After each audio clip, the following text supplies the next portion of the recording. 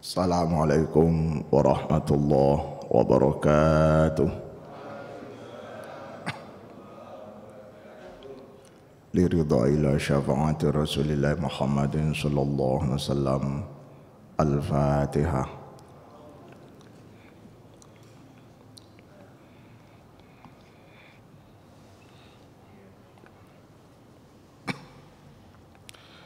Al-Fatihah kedua kita khususkan jamaah Masjid Ar-Raudhah. Mugi-mugi sedaya mawon pinaringan sehat walafiat, panjang umur, rezekinya lancar barokah, usaha maju, karir meningkat, hajat dan keinginan serta mimpi dikabul dijabah oleh Allah SWT, dijauhkan dari segala musibah, dijauhkan dari segala penyakit, yang sakit apapun penyakitnya diangkat menjadi sehat walafiat. Putra putri, cucu cicit soleh soleh sedaya yang punya tanggungan, hutang, kreditan, tunggakan, mugi-mugi oleh Allah segera dibantu untuk diselesaikan dan dilunasi, serta dijauhkan dari segala jenis hutang. Ala hadhi niyah wa ala kulli niyatin salihah wa ala ma nawas salafus salih li ridha illah li syafaati Rasulillah Muhammadin sallallahu alaihi wasallam wa li barakatil Fatihah.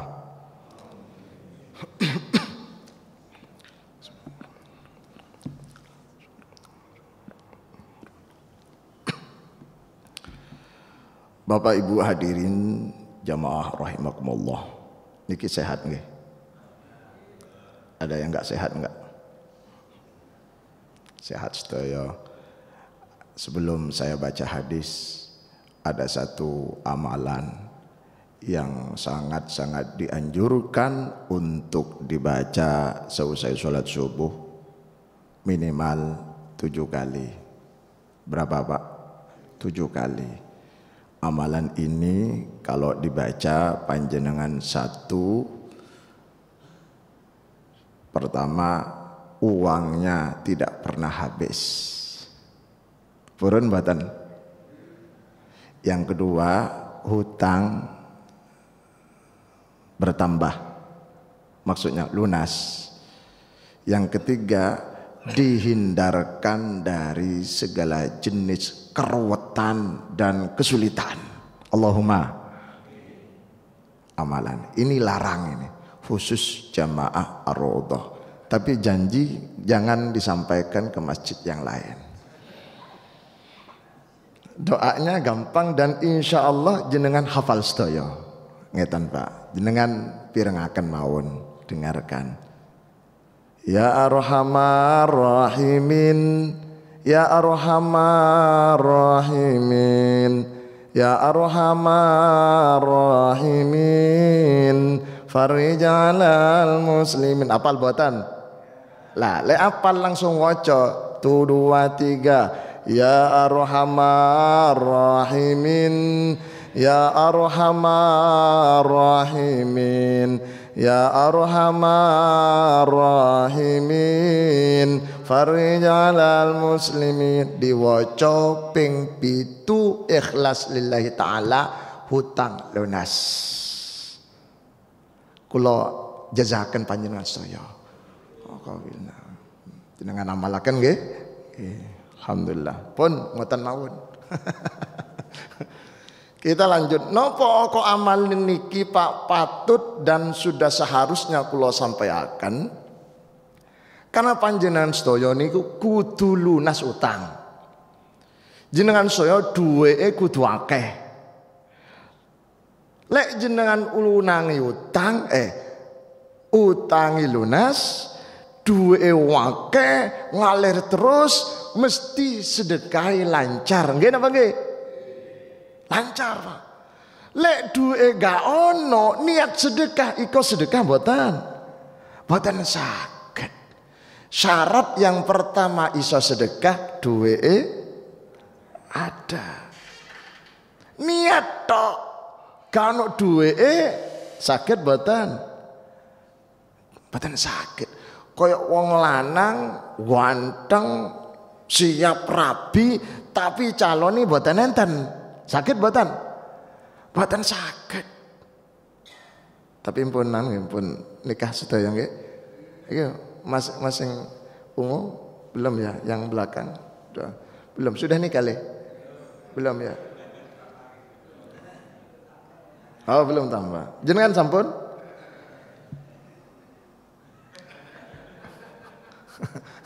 Lek potongannya masuk. Allahumma sholli Muhammad. Pun nopo sedekah niku Pak? Sebab sedekah kula jenengan saya niku sing saged nyelamataken kula jenengan saya donya nganti akhirat. Allahumma. Bahkan di dalam surat Al-Munafiqun ayat 10 ya, potongan ayatnya begini. A'udzubillahi minasyaitonirrajim. Qala Rabbi laula akhartani ila ajalin qarib fa asaddaqa wa akum minas sholihin. Ya Allah, ya Tuhanku, andaikan Kau memberi kesempatan pada saya untuk bisa hidup lebih lama lagi, walaupun hanya sebentar, hidupkan kami sebentar saja, maka sisa hidup saya hanya untuk bersedekah. Why? Kenapa Pak? Karena orang mati menyesal sekali ketika melihat betapa dahsyatnya, betapa besarnya pahala orang bersedekah, pahalanya sedekah. Ketika diperlihatkan pada mereka, mereka menyesal mengapa tidak memperbanyak sedekah. Syaratnya orang iso sedekah siji duit. Lek gak duit gak iso. Bil fulus tembus, bila fulus mampus. Betul apa betul? Kok dua orang yang jawab? Betul apa betul? Pun hadis Sahih Al-Bukhari nomor 1388 dan Sahih Muslim nomor 1004 dari Aisyah, Siti Aisyah. Aisyah itu Pak, istri Rasulullah yang dinikahi Rasulullah pada saat usia 6 tahun. Tapi tradisi Arab waktu itu biasa.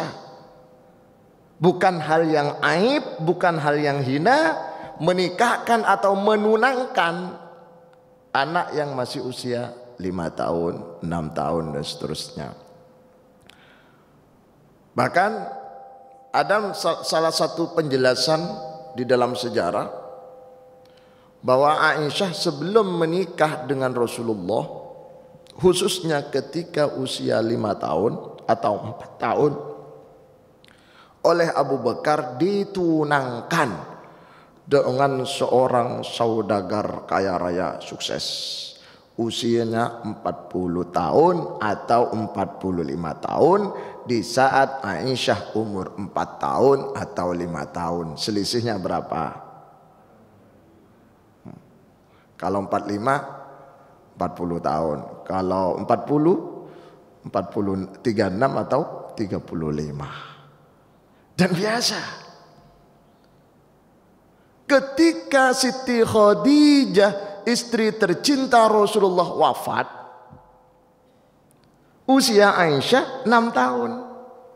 Datanglah malaikat Jibril membisiki Rasulullah, "Ya Rasulullah, ya Habiballah, ya Muhammad, kau diperintahkan oleh Allah untuk melamar dan menikahi putrinya Abu Bakar yang bernama Mbak Ica, Aisyah."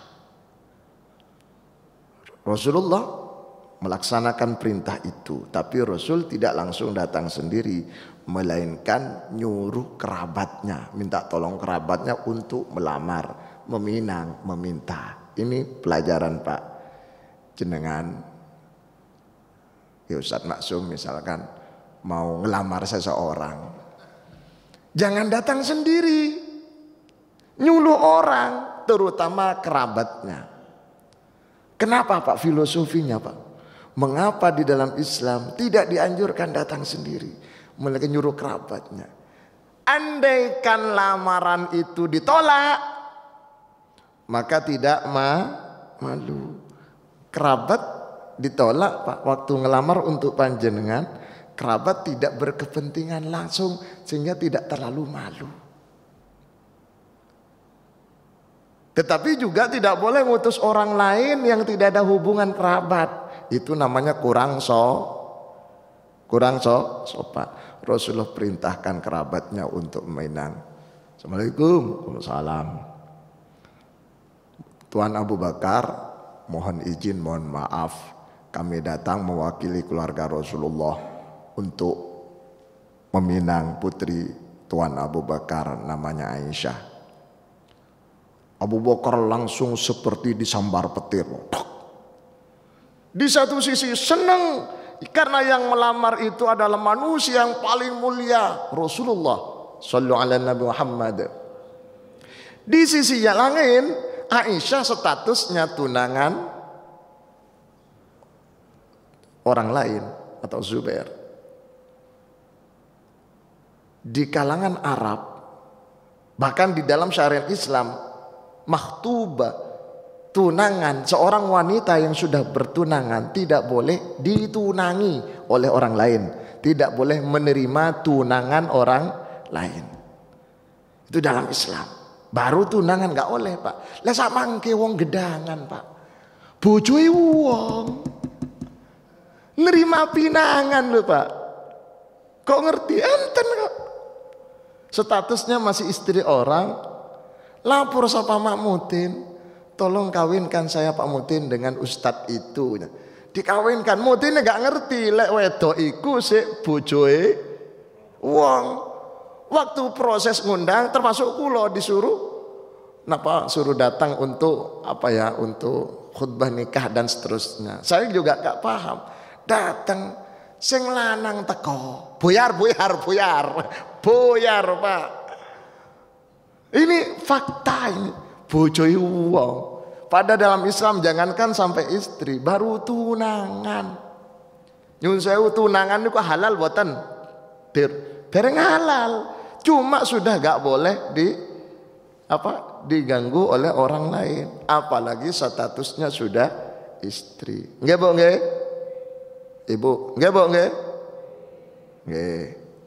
Niku foto kula ketok mboten? Berarti kurang sempurna Masjid Ar-Raudhah ini.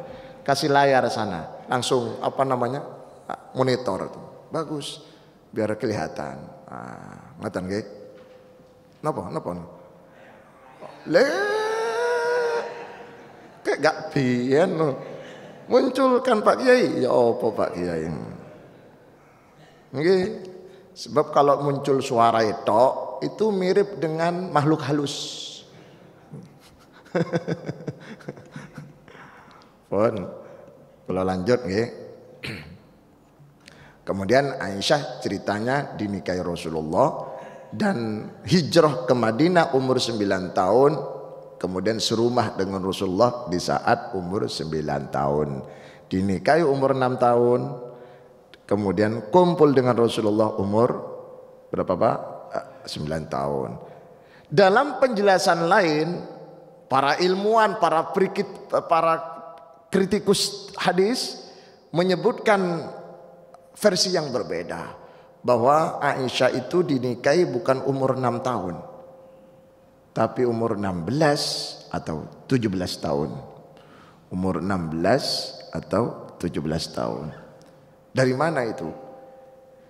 Analisa para kritikus hadis adalah melihat dari kakak kandungnya Aisyah, perempuan, Mbak E, namanya Asma bintu Abi Bakrin. Asma putrinya Abu Bakar. Kenal Asma buatan? Asma itu wanita hebat yang punya gelar Dzunitaqatain, punya selendang 2. Waktu Rasulullah bersama Abu Bakar di dalam gua Thur, yang ngirim makanan itu adalah Asma bintu Abu Bakar. Ternyata Asma dengan Aisyah itu tafawud, selisih umurnya adalah 10 tahun. Asma dengan Aisyah selisihnya 10 tahun.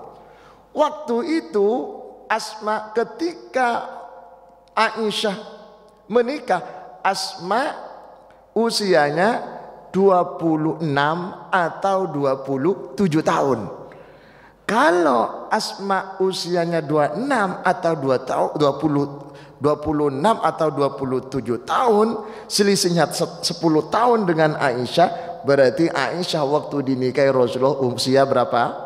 16 atau 17. Dan ini lebih masuk akal. Ini versi apa istilahnya kalau kiamat itu apa namanya ilmiahnya. Kalau yang tadi 6 tahun 9 tahun versi sejarah.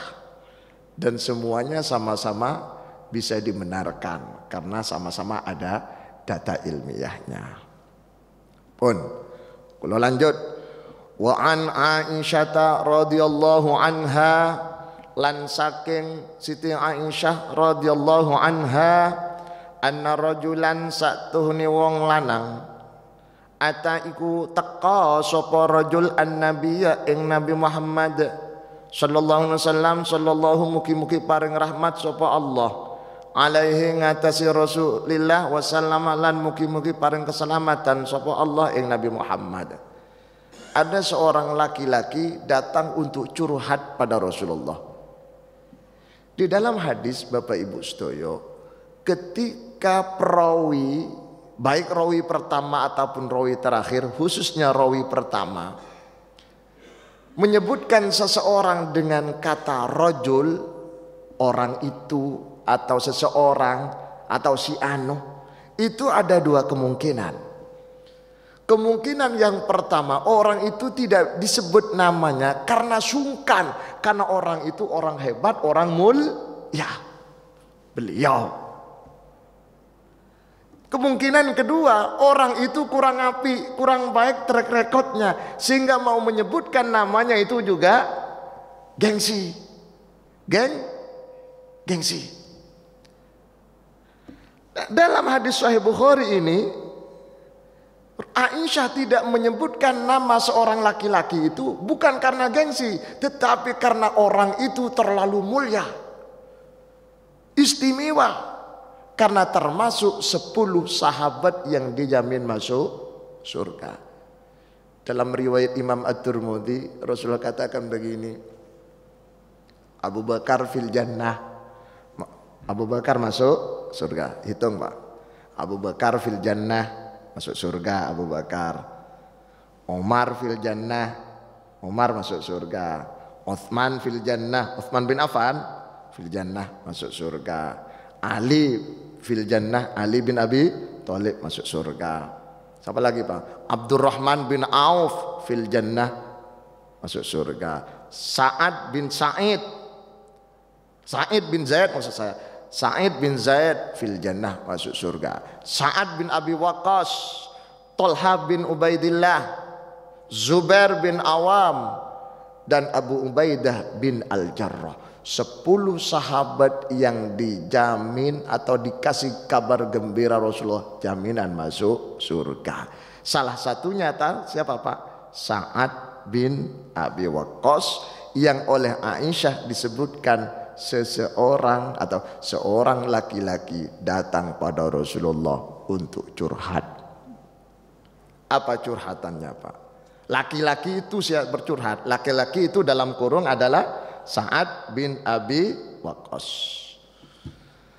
Faqala nuli dawuh, nuli ngucap curhat sapa rajul, ya Rasulullah, ya Rasulullah, tidak boleh ya Rasulullah. Ya Nabi salam alaika, ya Rasul salam alaika, ya Pak, ya Habib salam alaika, salatullah. Terus lanjutannya apa Pak? Yang ada kata ya kan yang waktu duduk, ya Rasulullah salamun alik ya rafi'a syani wa daraji atfatan yaji rotal alami ya uhailal judi wal karum. Ya Rasulullah, kenapa Pak? Karena di sini munada, nidanya masuk pada idofah. Kalau pada satu ya Zaidu ya Umaru, tapi kalau sudah idofah Pak, penggabungan dua kalimat jadi satu idofah mudhof mudhof ilaih, maka ya Rasulullah. Untuk ya Rabbi bil Mustafa bisa ya Rabba bil Mustafa, karena ya Rabbi bil Mustafa itu awalnya ya Rabbi, Rabbun dan ya mutakallim. Ya Rabbi, maka ya Rabbi bil itu yang paling afsah, paling utama ketimbang ya Robba bil. Kan ada yang baca ya Robba bil Mustafa, ada, karena menganggap di situ ada mudhof sama dengan ya Rasulullah. Tetapi yang baik karena ya Robbi, karena iya-nya dibuang. Maka itu untuk tidak menghilangkan identitas iya yang dibuang itu, maka kasrohnya ditetapkan ya Robbi. Hasilnya ya Rabbi. Sama dengan ayat yang saya baca tadi dalam surat Al-Munafikun ayat 10. Qala Rabbi laula akhartani ila ajalin qarib. Asluhu Rabbi. Ya Rasulullah, wahai Rasulullah, inna ummi uftutilat. Inna ummi uftulitat nafsuha wa lam tusi wa adhunnuha law takallamat tasaddaqat. Rasulullah, ibuku meninggalnya secara dadakan, tiba-tiba, gak pakai proses sakit. Orang meninggal setelah sakit itu biasa Pak, dan keluarganya sih siap. Kalau orang meninggal tanpa sakit, tanpa apa, meninggal kaget. Rasulullah, ibuku meninggal tiba-tiba, belum sempat bicara, belum sempat pesan apa-apa. Lau takallamat tasaddaqat, kata Sa'ad bin Abi Waqqas. Andaikan ibu saya diberi kesempatan untuk bisa bicara sebentar saja, pasti dia bicaranya tasaddaqat, yaitu bersedekah. Apa kata Sa'ad? Afa atasaddaqu anha ya Rasulullah. Bolehkah saya bersedekah atas nama almarhumah ibu saya, pahalanya? Apa jawaban Rasulullah? Naam tasaddaqa anha, silakan bersedekah atas nama almarhum. Inilah dasar hukum yang paling kuat, bahwa ada anjuran dan perintah untuk bersedekah atas nama almarhum almarhumah yang biasa disebut dengan kirim doa. Do you understand? Alhamdulillah. Kalau ada orang membantah, oh, gak ada ajarannya sedekah atas marhum, berarti belum baca Al-Bukhari, belum baca Muslim. Jelas, semua ulama sepakat bahwa sedekah itu baik. Bahkan tokoh utama Wahabi, panutan Salafi, bahkan Syekh Ibnu Taimiyah mengatakan bahwa sedekah itu yantafi'u bihal mautah. Sedekah itu sangat bermanfaat untuk orang-orang yang sudah mati. Selain doa, orang mati itu yang diharap adalah pahala sedekah. Makanya kalau ada orang meninggal Pak, di kalangan Ahlus Sunnah wal Jamaah, khususnya kaum Nahdliyin, kalau ada orang meninggal, selain dibacain doa, tahlil dan seterusnya, juga ada yang namanya sing banter, ada namanya berkat. Nggih Bu? Sebab kalau tahlilan nggak ada berkatnya, pasti hari kedua kosong, kurang semangat. Lek Surabaya lek Surabaya, lek Gedangan mriki insyaallah sami. Wong ngaji ae lek gak ono sarapan gak pati semangat, Pak. Iku wis siap saraman ngajeng. Apa menu iku? Rawon, Allahumma shalli Muhammad. Ini penting. Sedekah, Pak. Dan sedekah itu tidak harus banyak, tapi yang penting istiqomah. Kalau lanjut hadisnya, Sa'ad bin Abi Waqqas bertanya pada Rasulullah. Ini kan Bukhari yang muncul dalam yang saya baca Bukhari. Lanjutan dalam Sahih Muslimnya disebutkan, ayu shadaqatin afdol ya Rasulullah. Sedekah apa yang paling utama untuk almarhum? Tentunya bukan hanya untuk almarhumah, tapi untuk kita semua. Sedekah apa yang paling sip? Apa jawaban Rasulullah, Pak? Saqyul ma'. Sedekah yang paling utama adalah ngasih minum. Bismillahirrahmanirrahim.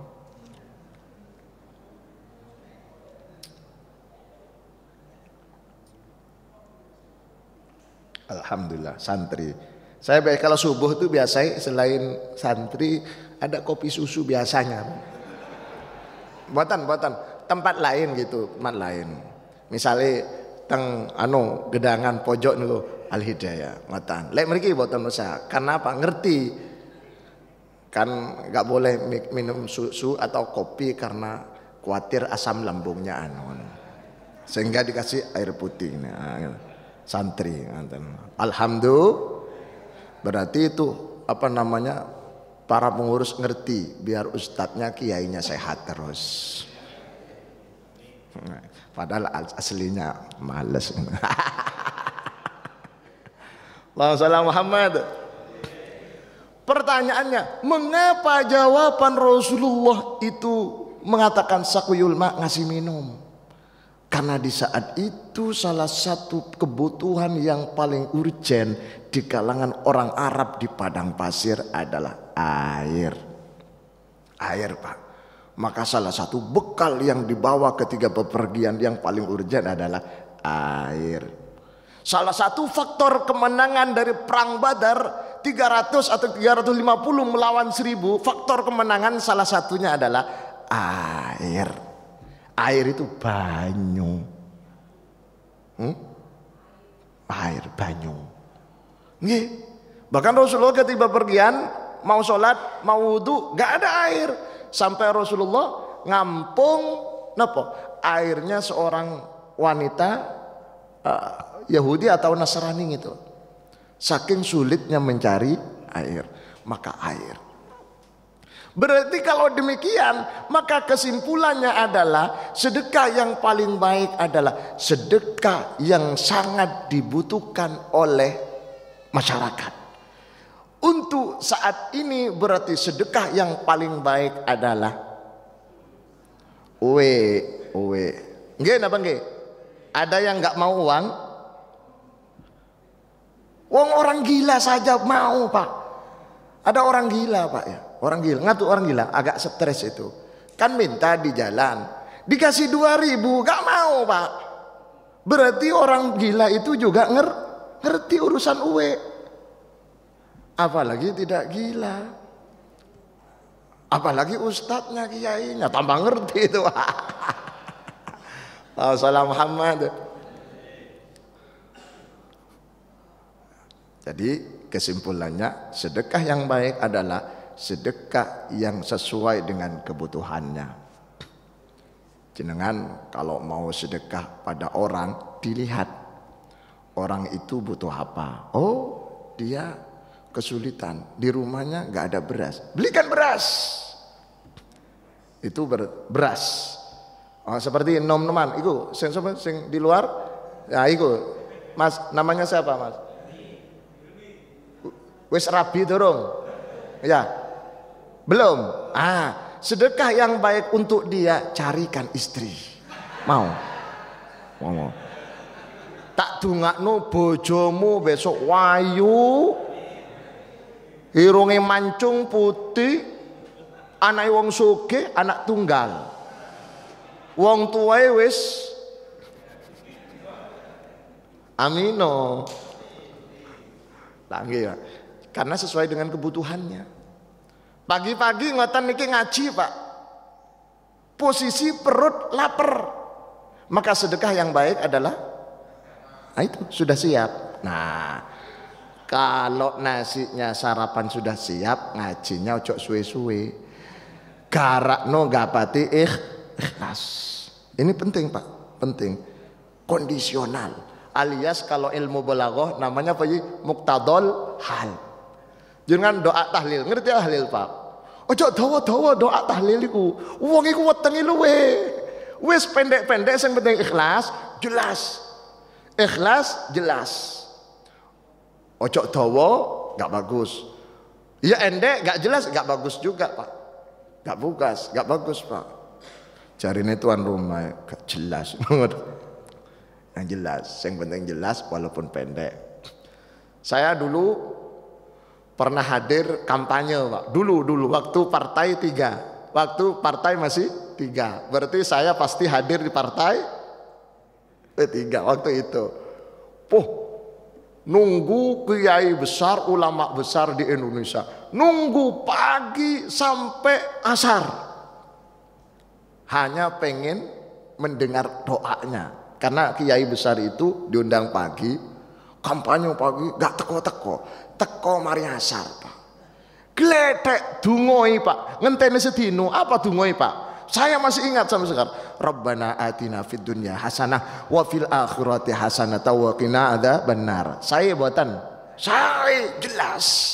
Tapi orang kecewa, sedino rek Rabbana dong. Padahal Rabbana niku lek dikoncei kan istilahnya doa sapu jagat. Sapu Pak, jagat sak dunyo. Isine kabeh Pak. Rabbana atina fid dunya hasanah. Di dunia hasanah. Hasanah berarti semua. Duit, bojo ayu, bojo ganteng, rapi mane, itu hasanah semuanya Pak. Rumah gede, mobil anyar, itu hasanah kabeh Pak. Wa fil akhirati hasanah. Masuk surga, nikmat surga, tenang, bisa muwajahah dengan Gusti Allah dan seterusnya. Itu hasanah kabeh. Makanya hasilnya cukup. Cuma uang tuan rumah gelo Pak. Sedino ngenteni cuma krungu hasanah Rabbana. Pun baik, hadisnya selesai. Pertanyaan silakan yang mau tanya terkait dengan sedekah ataupun yang lain. Kemudian silakan, ada pertanyaan? Tak ada. Ada yang bertanya, apa perbedaan antara infak, nafkah infak, sedekah dan lain? Beda. Kalau bahasa wa mimma razaqnahum yunfiqun, infak. Infak itu umum, Pak. Umum. Di dalamnya ada sedekah. Dari mana penjelasannya? Wa ma anfaqtum min khairin tajiduhu indallah. Infak ketika seorang laki-laki memberikan nafkah, infak pada istrinya. Wa ma anfaqar rajulu zaujatihi shadaqatun. Apa yang diberikan suami pada istri itu adalah sedekah. Yang diberikan suami pada istri namanya apa, Pak? Nafkah. Nafkah itu infak. Sedekah berarti sedekah bagian dari nafkah, infak. Di dalam sedekah itu ada sedekah wajibah, ada sedekah mandubah. Sedekah wajib seperti zakat, itu sedekah wajib. Sedekah mandubah seperti amal jariah, kotak amal. Di sini enggak ada kotak amal, biasa ada kotak amal. Betul enten nggih? Oh enten niku. Apa iku? Peki apa? Peki itu. Napa niku? Peki, kotak amal. Kotak amal, betul nggih? Kotak amal niku. Kotak amal niku isih nono, Pak. Ojo ngene tok le ono kotak amal, Pak. Apa ngene, Pak? Geser. Diisi, Pak. Diisi. Untuk apa? Untuk kemaslahatan dan kemakmuran masjid. Sehingga uang masjid itu ada 2. Satu, uang masjid untuk pembangunan libinail masjid. Atau Pak Kiai, saya sedekah untuk masjid, infak untuk masjid, amal untuk masjid. Tolong dibelikan karpet. Berarti kalau sudah ada ijab, tidak boleh dibelikan selain karpet. Ini tolong belikan AC. Ini tolong belikan keramik. Tolong belikan semen. Tapi kalau infak atau sedekah ini untuk masjid kemaslahatan atau kotak amal itu umum, maka boleh dibelikan apa, Pak? Dibelikan apa? Jam boleh, ya semen boleh, air ya boleh, tisu boleh, sarapan boleh. Sudah siap kan? Alhamdulillah. Pun ngoten mawon aja dawa-dawa, mugi-mugi manfaat sesarengan ridha Allah Subhanahu wa taala. Estu-estu panjenengan kula dongaaken mugi-mugi rezekinya lancar sedaya. Ben gak ruwet, Pak. Kan lek gak duit ku ruwet saestu. Salat niku gak khusyuk lek gak duit-duit, Pak, saestu lho. Kok ngerti? Lah ngerti kula dicurhati panjenengan. Kita akhiri dengan pembacaan surat Al-Asr. Wal 'asri. Bismillahirrahmanirrahim. Wal 'asri innal insana lafi khusrin illa alladzina amanu wa 'amilus sholihati wa tawassaw bil haqqi wa tawassaw bis sabr. Subhanakallahumma bihamdika asyhadu an la ilaha illa anta astaghfiruka wa atubu ilaik. Walhamdulillahirabbil alamin. Assalamualaikum warahmatullahi wabarakatuh.